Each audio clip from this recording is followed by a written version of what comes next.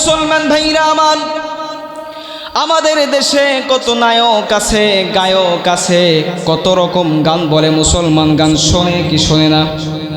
শোনে না?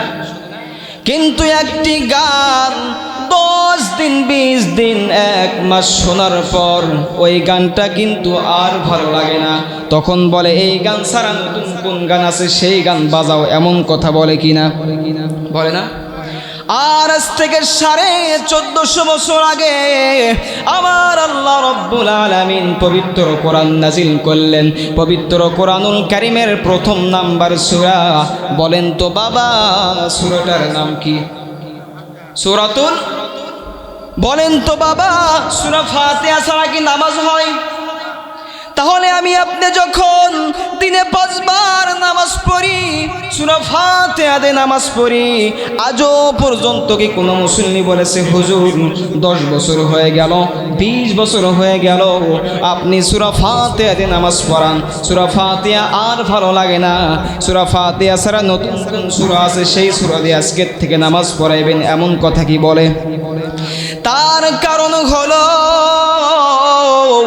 যদি এই কোরআনের বয়স 1450 বছর হয়, আমি আপনি যখন আলেমের মুখ থেকে, হাফেজের মুখ থেকে, ওই যে দেখবেন মাদ্রাসায় ছোট্ট ছোট্ট সন্তানেরা ফজরের নামাজ পড় সূরা ইয়াসিন সূরা রহমান তেলাওয়াত করে, আমি আপনি যদি অন্তরের কান্দে শুনতে পারি, মনে হবে এই মুহূর্তে আসমান থেকে কোরআন নাজিল হইতেছে।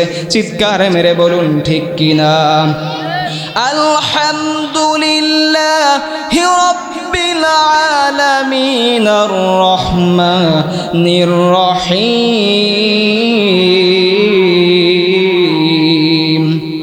আল্লাহর কোরআন যতই পড়ি ততই ভালো লাগে, আল্লাহর কোরআন যতই শুনি ততই মধু লাগে। কথা বলেন ঠিক কিনা? তাহলে মুসলমান ভাইরা আমার, এই যে কোরআন দেখতেছেন, এই কোরআন আল্লাহ পাক মানুষের জন্য নাজিল করেছেন না পশু পাখির জন্য? বলেন। আল্লাহ পাক এই কোরআন মানুষের জন্য নাজিল করেছেন। আল্লাহ পাক বলেছেন হাযা বায়ানুল লিন্নাস, এই কোরআন আমি রব্বুল আলামিন মানুষের হেদায়েতের জন্য নাজিল করেছি। বলেন সুবহানাল্লাহ। তাহলে যখন তোমরা এই কোরআন শুনতে আসবা, যখন তোমরা কোরআন শুনবা, তোমাদের উদ্দেশ্য কার জন্য হওয়া লাগবে? আর একটু জোরে বলেন। আল্লাহ পাক বলেছেন কুল ইন্না সলাতি ওয়া নুসুকি ওয়া মাহইয়ায়া ওয়া মামাতি লিল্লাহি রাব্বিল আলামিন।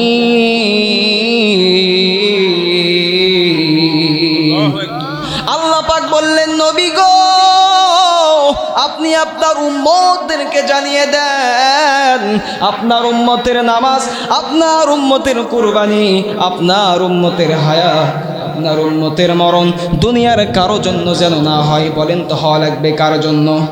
তাহলে আমি আপনি এখানে আসলাম, আমার আপনার একমাত্র উদ্দেশ্য কার জন্য হওয়া লাগবে?